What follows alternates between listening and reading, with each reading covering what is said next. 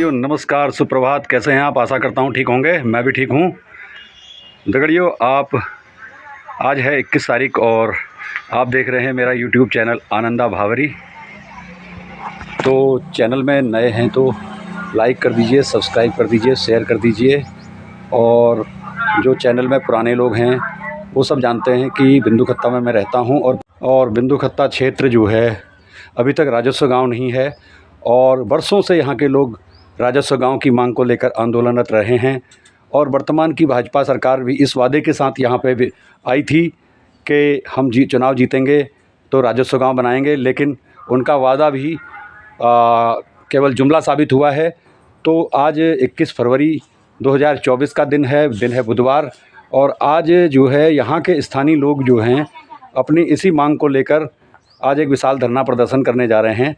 तो बने रहिएगा ब्लॉग में। और आज मेरे साथ मैं आपको दिखाऊंगा कि पूरी रैली कहाँ से निकल रही है, कैसे निकल रही है और कौन कौन दिग्गज नेता यहाँ पर आने वाले हैं जो सभा को संबोधित करेंगे। तो यार दगड़ियों, मैं आ चुका हूँ और शहीद स्मारक जड़ सेक्टर, यहाँ पे सामने इधर शहीद स्मारक है और इधर यहाँ पे मंच बनाया गया है धरना प्रदर्शन के लिए। और बिंदुखत्ता के लोग धीरे धीरे यहाँ पर एकत्रित हो रहे हैं। कोई कट्टे ट्रालियों में आ रहे हैं, कोई ई रिक्शा में आ रहे हैं, कोई पैदल आ रहे हैं और यहाँ पर धीरे धीरे बढ़ती जा रही है। उसके बाद ये यहाँ से कार्यक्रम आगे बढ़ेगा लालकुआ के लिए। तो आइए चलते हैं धरना स्थल पर। धीरे धीरे धीरे भी है। इसमें 5-6 गांव हमारे ऐसे हैं जो हर साल भूख हड़ताल की समस्या झेलते हैं। मसला नहीं है, ये सभी का मसला है।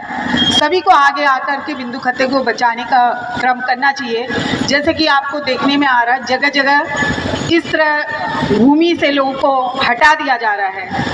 तो जिस तरह अभी बीजेपी की सरकार ने हमारे भी यहाँ पर परिसीमन को लागू करने की कोशिश करी है और जो कॉरिडोर बना रहे हैं उसकी वजह से जो बिंदुखत्ता टूटन पे आ रहा है, तो जाहिर है जो सब कुछ बेच बाज के यहाँ आए हैं वो कहाँ जाएंगे अगली जगह। तो उनको सभी को यहाँ पर एकत्रित होकर इसको आंदोलन को आगे से आगे बढ़ाना है, क्योंकि बिंदुखत्ता की ये एकता संघर्ष की रैली में आप सभी का हार्दिक स्वागत है। आप सभी जैसा कि जानते हैं, हमारे पूर्वज दादा परदादा लोगों ने हमारे पहाड़ों के पहाड़ का आंगन कहा जाने वाले बिंदुखत्ता में पहाड़ की परेशानियों से उभर कर आने के लिए यहाँ पर एक जगह निश्चित करी जिसमें सभी पहाड़ के गढ़वाल कुमाऊं आसपास के सभी क्षेत्र के लोग यहाँ निवास करते हैं।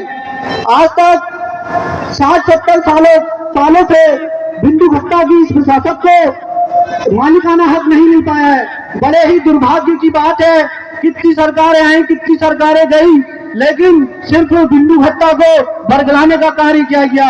यह बहुत दुर्भाग्य की बात है। एक अवसर मिला था बिंदुखत्ता को एक अपने मालिकाना हक का, इस किसी एक चाटुकारिता करने वाले कुछ लोगों ने इस प्रकार भड़काया कि उन लोगों ने एक मालिकाना हक मिलने का अवसर था, वो अवसर भी प्राप्त नहीं होने दिया। राहुल छिमवाल जी और सतीश नैनवाल जी, गणेश उपाध्याय जी और हमारी कमेटी के अध्यक्ष और आंदोलन तो लगभग जो है हर वर्ष जो है और हर समय जो है ये करते रहते हैं। और लेकिन आज तक जितनी भी यहाँ की जो सुविधाएं हैं, जो बिजली, पानी और जो सड़क, स्कूल, सारी सुविधाएं यहाँ जनता ने लड़ के ली है। हमारा ये है कि आज की जो सत्ता है, आज राजस्व गांव का मुद्दा इसलिए जरूरी हो गया है क्योंकि जो सत्ता में आज बैठे लोग हैं, तानाशाह हैं, वो जनता की नहीं सुनने वाले हैं। उन्होंने बिंदुखत्ता को जो इंक्रोचर्स जो लिस्ट थी इन्होंने इश्यू की थी, उन्होंने बिंदुखत्ता को उसमें डाल दिया है। उनका मकसद है वो आपको यहाँ बरगलाएंगे, लेकिन जनता की सुनी नहीं जा रही है। ये हमारे सामने कई प्रमाण हैं।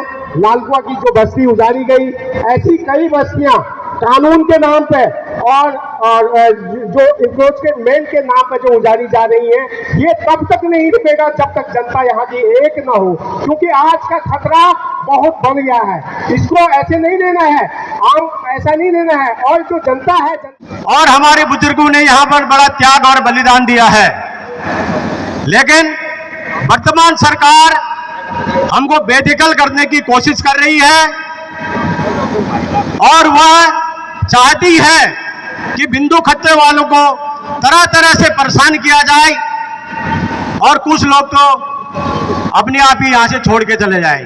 आप देख रहे होंगे जिस तरह से आजकल यहां पर जानवरों का आतंक हुआ है, ये आवारा पशुओं ने कई जानें चली हमारे लोगों की ले ली है, साथ ही हमारे खेतों को इतना नुकसान किया है कि किसान 6 महीने की फसल बोता है और उसको काटने की आस लगाता है कि मैं अपने बाल बच्चों को पालूंगा।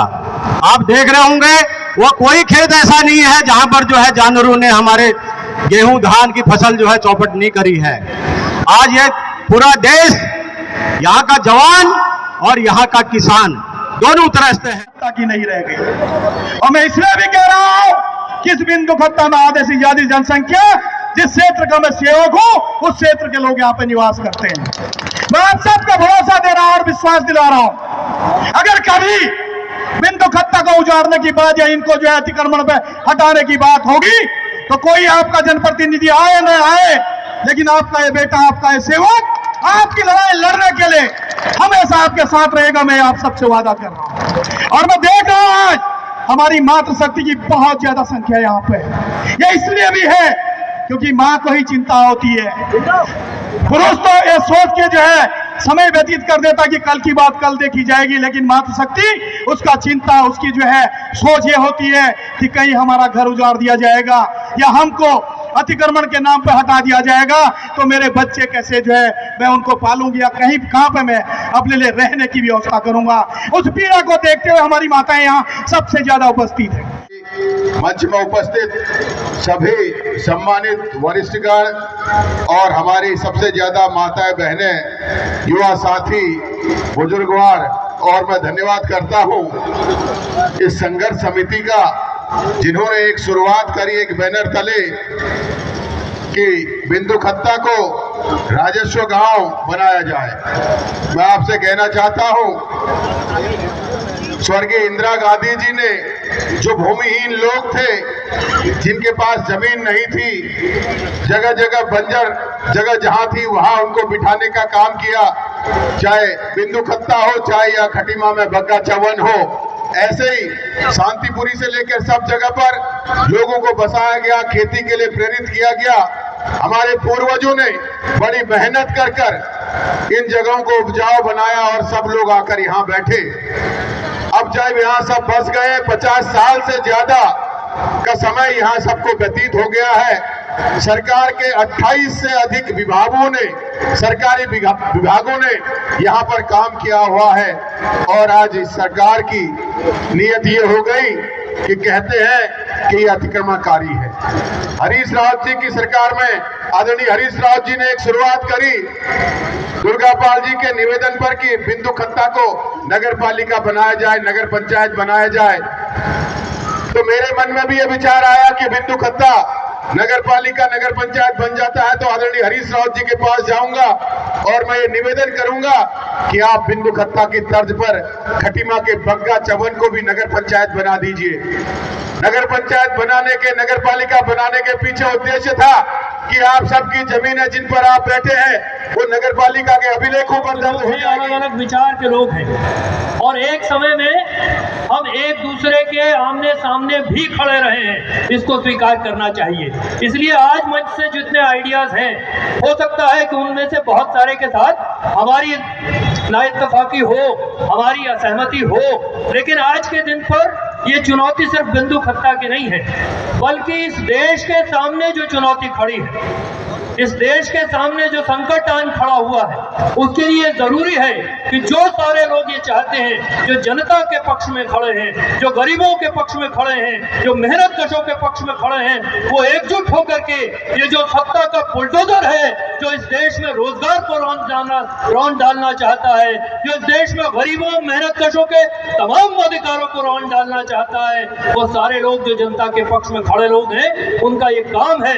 उनका ये दायित्व है कि वो आड़ करके खड़े हों। इस बात को मैं आपसे कहना चाहता हूं, इस बात को मैं आपसे कहना चाहता हूं कि आप तय समझिए कि आज के दिन पर पिछली बार भी जब अतिक्रमण हटाओ का अभियान चलना शुरू हुआ, जिस लिस्ट का लोगों ने जिक्र किया बार बार कि उसमें बिंदु खत्ता का नाम 6ठे नंबर पर है, पिछली बार जब वो लिस्ट बाहर निकली, वो अतिक्रमण हटाओ का अभियान चलना शुरू हुआ, आप लोग सड़क पर जरूर उतरे, लेकिन बाकी जगह जब शुरू हुआ तो शुरू कैसे करके हुआ? शुरू हुआ कि अल्पसंख्यकों के खिलाफ, मुसलमानों के खिलाफ कुछ मजार जिहाद, कुछ लैंड जिहाद और इस तरह के नारे देकर के लोगों में फूट डालने का काम किया।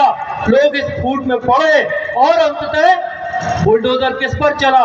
सिर्फ यहाँ मैदान में नहीं, पहाड़ के दूरस्थ इलाकों पर में भी छोटे छोटे दुकानदारों पर जो बरसों बरस से अपना रोजगार करते थे, जब सरकार वहां नहीं पहुंची थी, जब सत्ता वहां नहीं पहुंची थी, तब से लोग रोजगार कर रहे थे और जाकर के उनकी झोपड़ियां, उनके छोटे छोटे खोमचे उजाड़ दिए गए।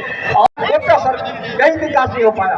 हाँ सर, हम लोग चाहते हैं कि बिंदु दत्ता को राजस्व का घोषित हो, और हम चाहते हैं कि हमें जो पिछले 11 से हमें विचलित कर रहे हैं, उनसे हम सब सावधान रहें।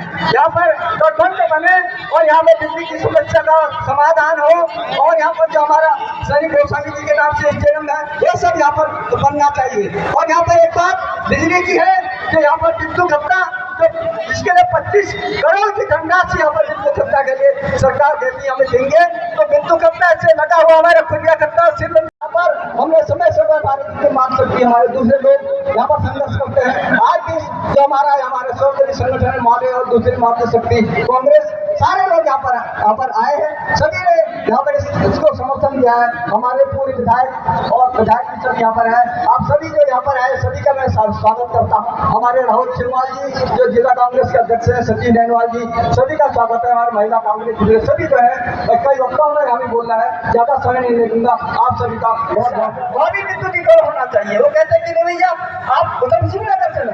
माननीय रावत जी ने अपने समय में यहाँ की जो विकास योजनाएं बनाई थी, दूसरी बार सरकार को करने से वो सब रह गए। और हम चाहते हैं हमारे मंत्री साहब सहित सभी लोग हैं, मैं सबको साधुवाद। अभी हमारे काफी जी ने बात कही और हरीश हमीद ने भी बात कही बिंदु दत्ता नगर पालिका। मैं भी 2 शब्द कहूँगा। हमने कहा फाइल लेके जब माननीय रावत जी के पास गए, मेधानी जी उन्होंने कहा गुलाबाल जी सुप्रीम कोर्ट का मामला है, देश को नगर पालिका बना देगा। नगर पालिका बनी, सोची जी थे कुछ कानून थे, नगर पालिका बनी। इसके उद्घाटन में फूल बरसाने के बजाय हमारे ऊपर पत्थर बरसे। आज नगर पालिका होती तो यहाँ की सरकार होती, यहाँ का अध्यक्ष होता, यहाँ के सभासद होते नहीं होते। किसकी गलती? हमारी गलती।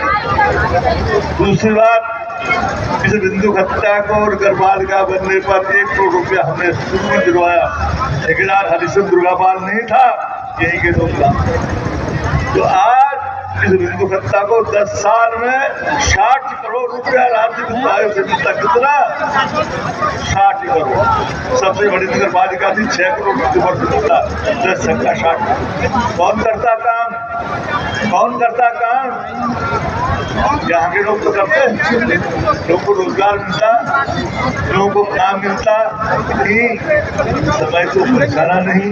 इसलिए उसका विरोध, उनका गाय में टैक्स, भैंस में टैक्स, आदमी में टैक्स, चलने में टैक्स, उठने में टैक्स, बैठने में टैक्स। क्या मजाक करती जनता के साथ? मैं बड़े कष्ट के साथ मुझे कहना पड़ रहा है। हम लोगों का दुर्भाग्य है कि आज केंद्र में भी भाजपा की सरकार है और यहाँ पर भी उन्हीं की सरकार है। इस डबल इंजन की सरकार में आज यहाँ लोग सब परेशान हैं। दुर्भाग्य से हमारा विधायक भी देखिए भाजपा का है। अब आप लोग देख रहे हैं, उस समय आप लोगों ने बहुत बड़ी गलती करी, इतने बड़े आदमी को यहाँ पर चुनाव हराया। भाई देखिए, आज अगर हमारी सरकार होती नहीं होती, रावत जी अगर यहाँ पर जो है चुनाव जीत कर गए होते तो हम इनको अवश्य पकड़ते। फिर भी इतने के होने के बावजूद भी वो आपके संघर्ष में यहाँ पर आज भागीदारी कर रहे हैं। देखिए, सारे हमारे जितने भी बड़े लीडर हैं, इन लोगों ने आपको भरोसा दिलाया है। आज से पहले ठीक है, राजस्व गांव का दर्जा नहीं मिला, ठीक है, आपको नगर पालिका का दर्जा नहीं मिला, आपको भूमिधरी अधिकार नहीं मिला, लेकिन किसी भी सरकार की हिम्मत नहीं रही कि उसने आपको अवैध कब्जेदार कहा हो। किसी ने कहा आपको अवैध कब्जेदार? कोई बता दीजिए मुझको। सड़कें बन गई, बिजली को भूमि नहीं दे, भूमि से उजाड़ने का काम कर, उजाड़ने का काम कर। और जिस जमीन का हम बंदोबस्त करके भी गए, हमने इसी उत्तराखंड के अंदर हमारी गवर्नमेंट ने सैकड़ों बीघा जमीन सीलिंग से निकाल करके, यहीं पर प्राग फार्म है आपके बगल पर, स्कॉट फार्म है, दूसरे फार्म की जमीनों को जो सीलिंग से निकली उसको एकीकृत करके सरकार के कब्जे में लिया। और हमने 3 मानक तय किए। हमने कहा पहला हक इस जमीन पर भूमिहीन का, दूसरा हक हमारे जो स्थानीय उद्यमी होंगे, उत्तराखंड के मूल उद्यमी होंगे, उन उद्यमियों को कुछ जमीन और कुछ जमीन उन लोगों को दी जाएगी जो प्राकृतिक आपदा से विस्थापित हो जा रहे हैं, उनको बचाएंगे। आज वो सारी की सारी जमीनें पूंजीपतियों को देने का सही। मैं कॉमरेड इंद्रेश जी से कहना चाहता हूँ, एक लड़ाई अभी हम लोगों को हरिद्वार में भी लड़नी पड़ेगी। BHEL पब्लिक सेक्टर का कारखाना है, हजारों एकड़ जमीन दी गई और आज मुख्यमंत्री जी कह रहे हैं कि उनमें से 900 एकड़ जमीन को हम वापस लेंगे और उसको बड़े बड़े पूंजीपति जो पैसे वाले लोग हैं, जो उद्यमी हैं, उनको देने का काम करेंगे। मतलब वहाँ भी सरकारी जमीन पर उनकी निगाह है, इस सरकार की निगाह है। तो आज ऐसे लोगों के हाथ में सत्ता है जिनको हमारी जमीनों का दर्द नहीं, हमारा दर्द, हमारी पीड़ा का दर्द नहीं। मुझे याद है 1980 की बात अभी गोविंद सिंह कुशवाहा जी ने कही। सामने PAC खड़ी हो गई थी, धर्म सिंह जी, गोसाई जी, कई लोग मेरे पास आए। BP सिंह जी मुख्यमंत्री थे, कैबिनेट की मीटिंग चल रही थी, मैं कैबिनेट की मीटिंग में घुस गया।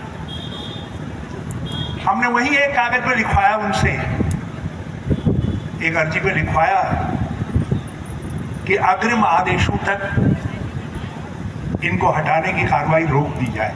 सारा बिंदु खत्ता उसी कागज पर अभी तक टिका हुआ, उससे आगे बात नहीं। PAC जब आई थी, PAC का मुंह मोड़ दिया गया। आप सब लोग एक थे, आप ही के बीच के लोग थे। मुझे वो चेहरे आज भी याद हैं जो संघर्ष से तपे हुए चेहरे थे। उन चेहरों ने इस बिंदु खत्ता को बसाने का काम किया और इस रूप में खड़ा करने का काम किया। बल्कि हमारे कई साथी, उस समय हमारे राज्य के स्थापित नेतृत्व भी कहता था कि जमीनों पर इस तरीके से, सरकारी जमीनों पर कब्जा नहीं होना चाहिए। मुझे बयान देना पड़ा था कि एक बिंदु खत्ता नहीं, जब तक हम 100 बिंदु खत्ता और नहीं बसाएंगे हम चैन से नहीं बैठेंगे। और हमने सुंदरघार बसाया, टुकम की लड़ाई लड़ी, पापड़ी में बसाया लोगों को, और पक्का चौवन की बात अभी भुवन कापड़ी जी ने की, वहाँ आकर के लोग। ये सारे स्थल हमारे संघर्ष के स्थल हैं, इस राज्य की आत्मा है। ये राज्य केवल उन लोगों के लिए नहीं बना है जो साधन संपन्न लोग, ये राज्य हमारे लिए नहीं बना है जो हम साधन प्राप्त कर सकते हैं। ये राज्य उन लोगों के लिए बना है जो लोग गरीबी में रह रहे हैं, जिन लोगों के पास अपनी बुनियादी आवश्यकताएं पूरा करने के लिए साधन नहीं, जिनके पास अपनी ज़मीनें नहीं हैं, जिनके पास अपने पक्के घर नहीं हैं, जिनके पास अपने बच्चे को पढ़ाने के लिए पैसा नहीं है, जिनके पास अपनी माँ का इलाज करवाने के लिए पैसा नहीं है, उनके लिए राज्य बना। और आज मुझे बहुत तकलीफ के साथ कहना पड़ता है कि हम इस राज्य के की जो आज ज़रूरत पड़ी, जो बुनियाद थी, जो बुनियादी सोच थी, आज उसके खिलाफ हो गए हैं। हमको उसकी चिंता नहीं, हमको उसकी चिंता नहीं। आज हम केवल बड़ी बड़ी हवाई बातें करते हैं। हवाई बातें कर रहे हैं। आपके दर्द को ये नहीं समझ पा रहे हैं, आपके चेहरे पे क्या दर्द है। इस दर्द को वही लोग समझ सकते हैं जिन्होंने इस दर्द को अंकुरित होते देखा है, जिन्होंने इस दर्द को अपने गांव घरों में महसूस किया है। हम उन लोगों से हैं, इसलिए जहां कहीं आप खड़े रहेंगे आपके लिए लड़ेंगे, आपके लिए आवाज उठाएंगे। हमने प्रयास किया था, हमने निरंतर प्रयास किया। आपको याद होगा इसी बिंदु खत्ता में मैं देश के उस समय के पर्यावरण मंत्री दो मंत्रियों को लेकर के आया था, कमलनाथ जी को लेकर के आया था। उन्होंने घोषणा की यहाँ, और उसका लाभ जो कमलनाथ जी ने उस समय घोषणा की यहाँ, उसका लाभ उड़ीसा ने उठाया, तमिलनाडु ने उठाया, केरल ने उठाया, दूसरी जगहों ने उठाया। उत्तर प्रदेश की सरकार ने, उस समय उत्तर प्रदेश का हिस्सा थे, उन्होंने प्रस्ताव नहीं किया। फिर मैं राजेश पायलट जी को लेकर के आया, राजेश पायलट जी ने भी उसी प्रस्ताव को दोहराया, लेकिन उत्तर प्रदेश की सरकार ने उस समय भी प्रस्ताव नहीं दिया। जब हमारी सरकार बनी, दुर्गापाल जी रोज कुछ न कुछ कागज पत्र लेकर के आते थे यहाँ के विकास के लिए, दूसरी चीज। एक दिन मैंने दुर्गापाल जी से कहा, मैंने कहा दुर्गापाल जी कुछ ऐसा करते हैं कि बिंदु खत्ता वालों के का कांटा भी निकल जाए, और जो कांटा उनके पाँव में चुभा है मालिकाना हक का, जमीन पर जिस पर वो बसे हैं, उसमें जो अवैध कब्जे का कांटा चुभा है उसको निकाल बाहर करते हैं। इन्होंने कहा तरीका क्या है? मैंने कहा तरीका एक है। मैंने एक्ट का अध्ययन किया है, मैंने दोनों एक्ट पढ़े। मैंने जो हमारी सरकार ने वो बनाया था, बल्कि उसमें हमारे कम्युनिस्ट भाइयों का बहुत बड़ा योगदान था कि उस समय हमारी सरकार का साथ दे रही थी, यूपीए की सरकार। उस समय जो है जंगलों के नज़दीक, जंगलों में